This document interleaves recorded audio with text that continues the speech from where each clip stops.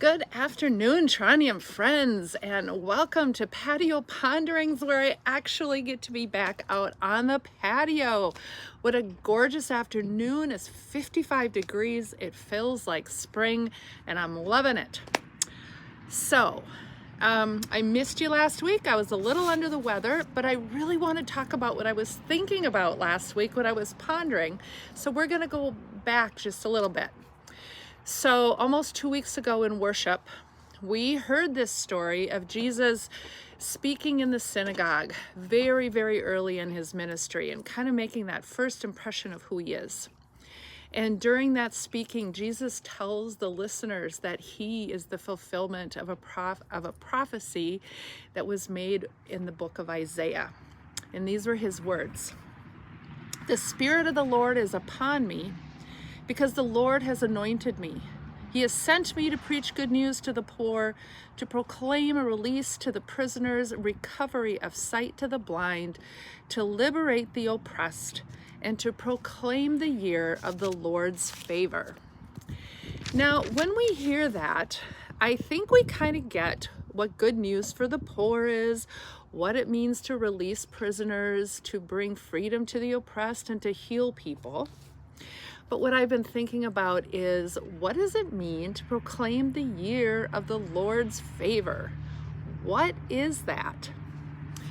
So what this is referring to is a practice in Jewish history to periodically, every 7 years, to do some forgiveness of debts, to let people out of prison, that kind of thing. But every 50 years, they would have what's called the year of Jubilee. And this is what Jesus is referring to when he's talking about the year of the Lord's favor. He's talking about this year of Jubilee that the Jewish people would celebrate.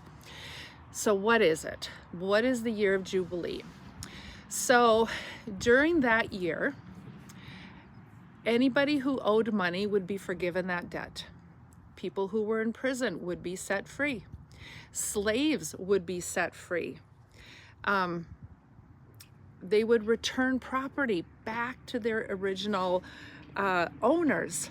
It was a year of rest, of Sabbath. And the kind of overarching idea of this is that everything belongs to God in the first place, and that all the needs that we have, God will provide for.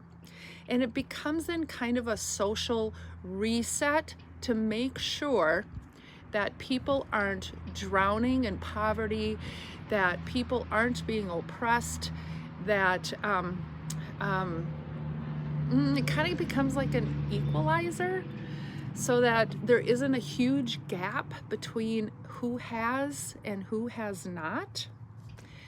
It's a time for a clean slate. It's a year of grace. And it's lived out on this big collective scale. And so when Jesus comes into the temple, what is he proclaiming then? He's proclaiming that that time is now. That with his arrival of the kingdom of God, that there's a fresh, clean slate for everybody. A new life is about to begin, that we're going to have a reset, and we're going to start from a place where justice reigns. It's a pretty thought-provoking idea, isn't it? It's really quite the social experiment. And in our world of capitalism, we might even feel uncomfortable with this idea that this land and these things that we've accumulated now are given back to original owners. But again, I think what we have to understand is the overriding principle that it's not ours. It all belongs to God. And so let's make sure that the wealth is redistributed and everyone gets a fair shot, and we get a fresh start. So what do you think? How does this idea make you feel? How does it jive up with your ideas about how society should work, especially given the type of society that we live in? Yeah, it's quite a thing to ponder. It's not something that that we are very familiar with. So I would love to hear what you have to say, and I'd love to tackle your questions. Enjoy the incredible weather. Have a great day. We'll see you on Sunday. Bye.